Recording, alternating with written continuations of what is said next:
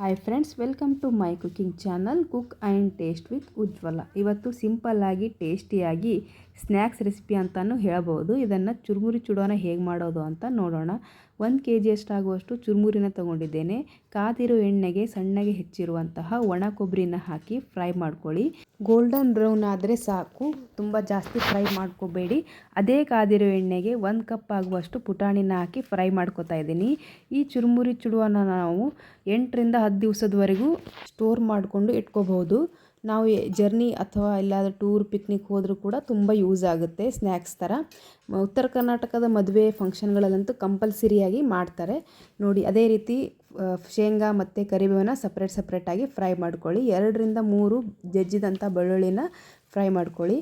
ಬೆಳ್ಳುಳ್ಳಿ ಹಾಕಿದಷ್ಟು ಟೇಸ್ಟ್ ತುಂಬ ಚೆನ್ನಾಗಿ ಬರುತ್ತೆ ನೋಡಿ. ಈ ಥರ ಫ್ರೈ ಮಾಡಿಕೊಂಡು ಸಪ್ರೇಟಾಗಿ ಫ್ರೈ ಮಾಡಿಕೊಂಡ್ರೆ ಸಪ್ರೇಟಾಗಿ ಚೆನ್ನಾಗಿ ಫ್ರೈ ಆಗ್ತವೆ. ಅದೇ ರೀತಿ ಎಲ್ಲನೂ ಚೆನ್ನಾಗಿ ಮಿಕ್ಸ್ ಮಾಡ್ಕೊಳ್ಳಿ ನೋಡಿ. ಇದಕ್ಕೆ ನಾವು ರುಚಿಗೆ ತಕ್ಕಷ್ಟು ಉಪ್ಪು, ಖಾರ, ಅರಿಶಿನ ಮತ್ತು ನಾನು ಸ್ವಲ್ಪ ಗರಂ ಮಸಾಲ ತೊಗೊಂಡಿದ್ದೇನೆ.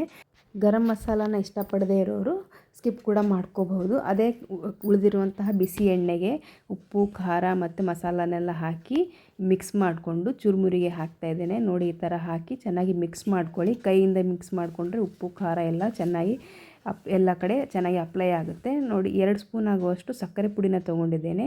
ಸ್ವೀಟ್ ಹಾಕಿದರೆ ರುಚಿ ತುಂಬ ಇನ್ನೂ ಹೆಚ್ಚಾಗುತ್ತೆ. ಇದನ್ನು ಹಾಕಿ ಚೆನ್ನಾಗಿ ಮಿಕ್ಸ್ ಮಾಡಿಕೊಂಡ್ರೆ ಟೇಸ್ಟಿಯಾದಂತಹ ಚುರುಮುರಿ ಚೂಡುವ ರೆಡಿಯಾಗಿದೆ.